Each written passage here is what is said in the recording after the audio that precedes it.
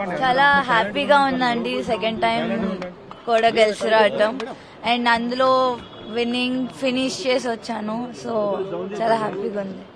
సెంచరీతో రికార్డ్ కూడా క్రియేట్ చేశారు. ఎట్లా అనిపించింది ఆ సెంచరీ చేసిన మూమెంట్? చాలా బాగుండే, ఎందుకంటే మా నాన్న కూడా అక్కడ ఉండే. అది కొట్టినప్పుడు ఇంకా స్పెషల్ ఉండే నాకు ఆ మూమెంట్. అండ్ ఫస్ట్ సెంచరీ కొట్టినందుకు కూడా చాలా స్పెషల్ మూమెంట్ అది నాకు. లాస్ట్ టైం కాస్త నర్వస్ ఫీల్ అయిపోయినారు, నేను లాస్ట్ టైం అంత పర్ఫార్మెన్స్ షూట్ చేయలేకపోయినా అని చెప్పి, కానీ ఈసారి వరల్డ్ కప్ లో మొత్తం మీ పేరే వినిపించింది. సో లాస్ట్ టైం అంత ఆపర్చునిటీస్ రాలేదు. వచ్చినప్పుడు కూడా ఆడాను, కానీ లాస్ట్ 3 runs ఉన్నప్పుడు అవుట్ అయ్యాను ఫైనల్స్ లో. ఈసారి వాట్ ఎవర్ ఐ గాట్, నేను నా బెస్ట్ ఇవ్వాలనుకున్నా, ఇచ్చాను. ప్లస్ ఆ ఫైనల్ రన్ కూడా కొట్టి రావాలనుకున్నా. సో నాట్ అవుట్ వచ్చా. నెక్స్ట్ టైం సీనియర్ టీమ్ లోకి ఎప్పుడు వెళ్తున్నారు? ఎప్పుడు పర్ఫామ్ మితాలిది ఆఫ్ కోర్స్, బికాజ్ ఆమెను చూస్తూ పెరిగాము. సో యా, ఎప్పుడు ఆమె ఉంటుంది. సో త్రిష గురించి ఈరోజు ఎంత మాట్లాడుతున్నారో, మీ ఫాదర్ కూడా అంతే ఫేమ్ అయిపోయారు. సో మీ ఫాదర్ గురించి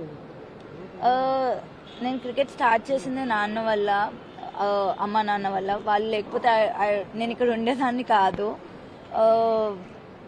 ఆయన చూపించిన డెడికేషన్ కానీ, ఆయన చూపించిన ఏదన్నా ఆయన వల్లే ఇక్కడ ఉన్నాను. సో ఆల్ క్రెడిట్స్ వాళ్ళిద్దరికే వెళ్తాయి. అమ్మ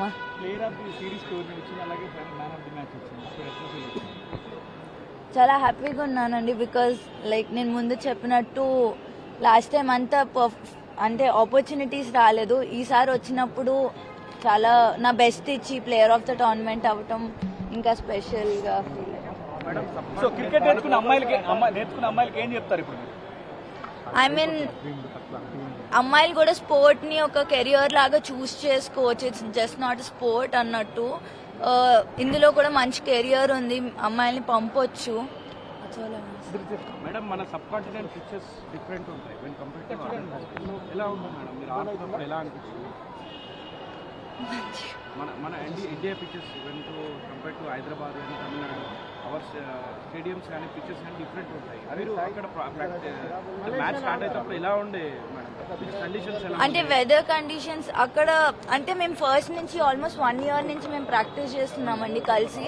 సో మా కోచెస్ మాకు ముందే చెప్పారు, ఇట్లాంటి వికెట్స్ ఉంటాయి, ఇట్లాంటి పిక్చర్స్ మేము ఆడతాము అని.